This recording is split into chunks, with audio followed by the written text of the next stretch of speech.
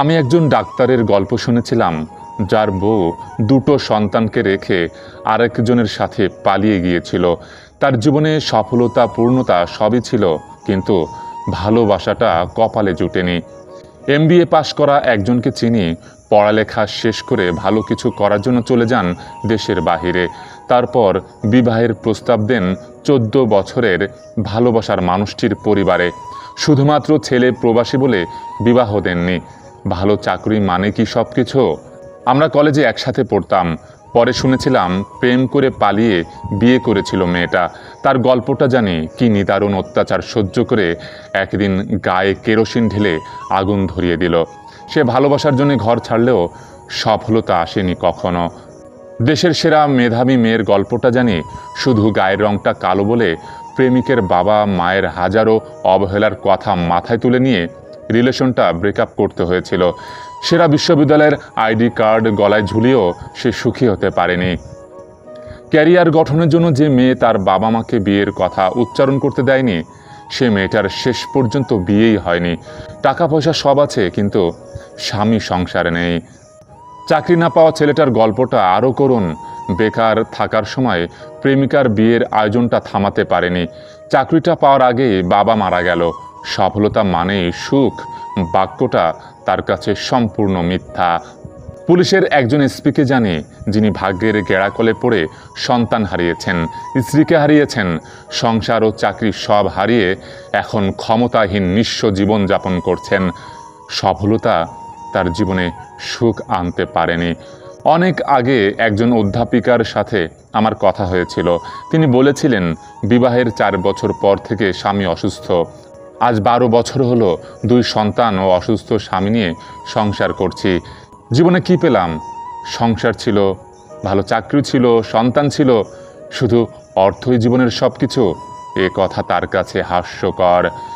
এক পরিচিত বড় দাদা ডিপ্লোমা ইঞ্জিনিয়ার হয়েও এখন হোমিওপ্যাথিক চিকিৎসক এবং হোমিওপ্যাথিক কলেজের অধ্যাপক। একজন MA ফার্স্ট ক্লাস LLB পাশ করে ওকালতি প্র্যাকটিস ও কলেজের অধ্যাপক পদ ছেড়ে প্রাথমিক বিদ্যালয়ের সহকারী শিক্ষক হয়েছেন। আসলে জগতে কে সুখে আছে? টাকায় সুখ দিয়েছে কজনকে? জীবনে সফলতা মানে কি সুখ? একটা জীবনে সুখী হয়ে মারা গেছেন কয়জন? সুখী দেখেছিলাম একদিন এক বয়স্ক ভিক্ষুককে দেখে। কটা টাকা আমি সাহায্য করাতে সে এক বেলা পেট ভরে খেয়ে কি আয়েসি হাসি টানায় হেসেছিল। শুধু ভরা পেটেই যে সুখী থাকতে পারে, তার চেয়ে সুখী আর কেউ নাই। আমরা যারা মানুষ, তাদের মন ভরে কখনো সুখ আসে না। আমরা কখনো পরিপূর্ণভাবে সুখী হতে পারি না। বাস্তবতা বড় ফ্যাকাশে, স্বপ্নের মতো রঙিন হয় না। একটু সুখের জন্য অনেক কিছুর দরকার নেই। একটু সুখের জন্য অনেক কিছুর দরকার নেই। চলুন আমরা মনটাকে একটু ভালো করি, ক্ষমতা ও অর্থের দম্ভ থেকে সরে আসি, হিংসা, লোভ, স্বার্থপরতা ত্যাগ করি, সৃষ্টিকর্তার তরে নিজেকে সঁপে দিই, আর কাউকে অবহেলা না করি। কতটুকু বাঁচবেন? 60 বছর, বড়জোর 70, না হয় 75 বছর, খুব লাকি হলে 80+। এক বছরে 365 দিন হয়, প্রতিদিনে 86,400 সেকেন্ড। খুব বেশি সময় নিয়ে আসেননি তো? টিকটক করে সেকেন্ড কিন্তু চলে যাচ্ছে। টুপ করে হাতে জমে থাকা সব সেকেন্ড শেষ হয়ে আসবে একদিন।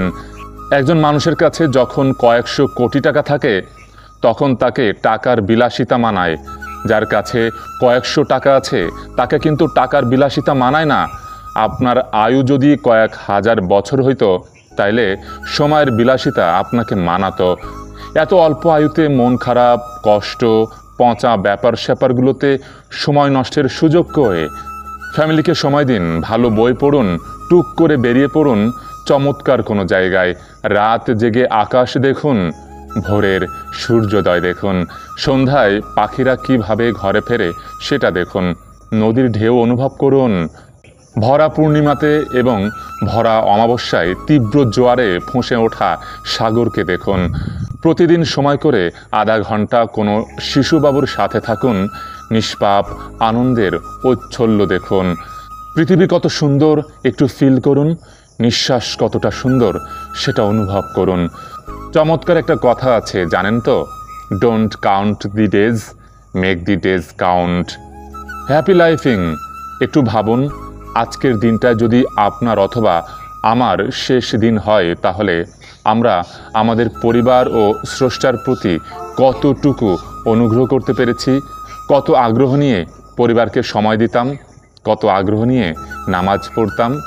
আসুন আমরা ইসলাম ধর্মকে মেনে আল্লাহকে রাজি ও খুশি করি। হয়তোবা আজকের দিনটাই শেষ দিন, হয়তোবা আজকের দিনটাতে সফল না হলে পরকালীন জীবনে সফল হতে পারি ইনশাআল্লাহ।